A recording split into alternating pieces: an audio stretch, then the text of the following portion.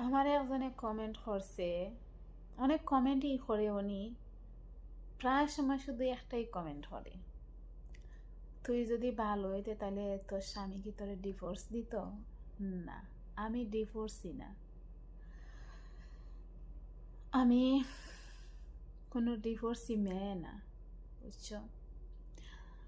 আমার স্বামী জীবিত থাকা অবস্থায় আমি প্রবাসী আইছিলাম।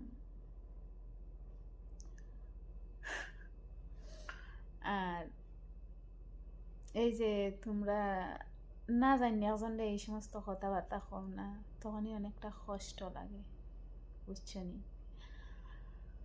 আমি এমন একটা মানুষ,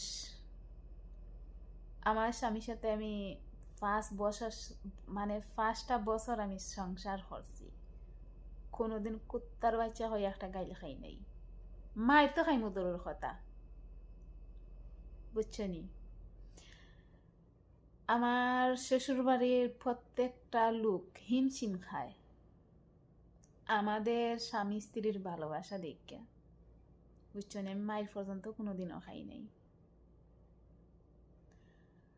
আর যখন বাপের বাড়ি আইছিলাম 5 বছরের পরে, তখনই আমার জীবনে একটা বড় একটা দুর্ঘটনা ঘটছিল, তাও আমার শাশুড়ির কারণে। টাকা, হায় রে টাকা, টাকা এখন আমিও দুনিয়াতে অনেক টাকা আতাইতেছি, লাখ লাখ টাকা। আমার শাশুড়িও কিন্তু হাজার হাজার টাকা আতাইতেছেন।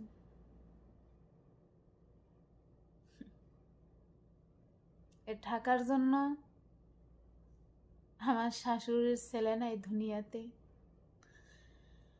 আর আমি গরিবের ফুরি ছিলাম দেখে আমার স্বামীর টাকা লাগে আমি দুনিয়াতে বাঁচাইয়া রাখতে পারি নাই। আমার হাজবেন্ড কিন্তু মাশাল্লাহ 100 জনের ভিতরে একজন ছিল, অনেক সুন্দর, বুঝছো নি?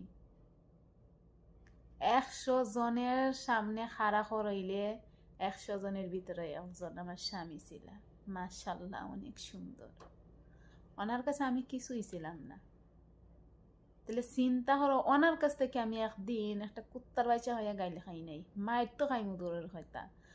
আর অনেকে কমেন্ট করো আমি ডিভোর্সি, আমি ভালো হইলে খেনে প্রবাসী আইছি, আমার স্বামীরে আমি ভালো রাখতে যাই, সুস্থ রাখতে যাই, আমার স্বামীরে মানে দুনিয়াতে ভালো রাখতে চাই, আজকে আমি দূর প্রবাসী হয়েছিলাম।